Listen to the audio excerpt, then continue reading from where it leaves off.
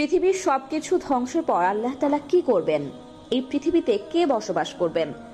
আবারও কি নতুন করে অন্য কোনো জাতিকে এই পৃথিবীতে পাঠাবেন আল্লাহ তাআলা? এমন প্রশ্ন অনেকের মনে উকি দিচ্ছে।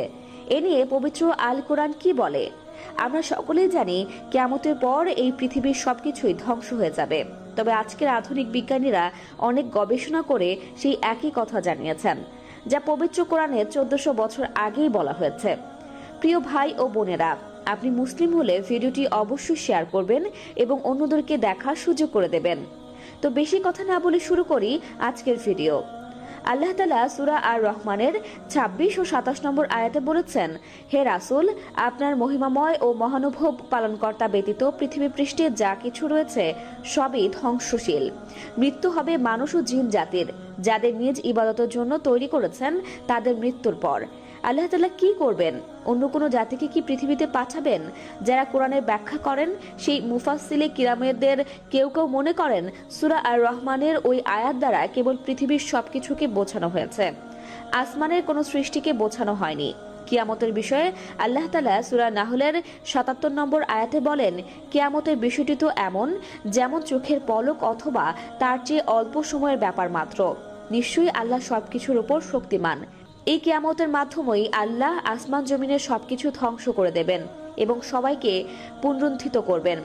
হিসাব নেবেন কৃতকর্মের। যারা সৎকর্ম করছেন তারা জান্নাতে, আর যারা রবের সীমা লঙ্ঘন করেছেন তারা চিরস্থায়ীভাবে জাহান্নামে থাকবেন। সবকিছু ধ্বংসের পর মহান আল্লাহ তাআলা নতুন করে আর কোনো সৃষ্টিজীব সৃষ্টি করবেন কিনা এই বিষয়ে মুহাক্কিক আলেমরা বলেন, এটি পুরোপুরি গায়বী বিষয়। এটি জানার একমাত্র মাধ্যম আল কোরআন ও হাদিস।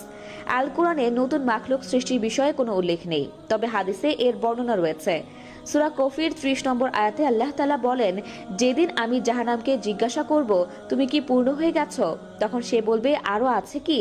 এই আয়াতের ব্যাখ্যায় হযরত আনাস রাদিয়াল্লাহু তাআলা আনহু বলেন, রাসূল সাল্লাল্লাহু আলাইহি ওয়াসাল্লাম বলেছেন, অনবরত জাহান্নামীদের জাহান্নামে নিক্ষেপ করা হবে, তবুও জাহান্নাম বলবে, আরো আছে কি?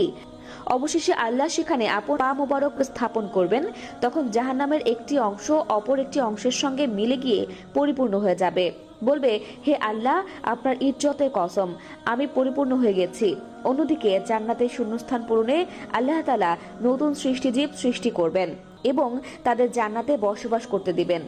এই হাদিসের ব্যাখ্যায় আলেমরা বলেন, এর মাধ্যমে আল্লাহর আযাব সীমিত এবং রহমত অশেষ তা প্রমাণ হয়।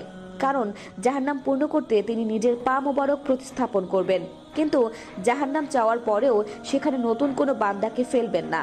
অন্যদিকে জান্নাতের ফাঁকা স্থান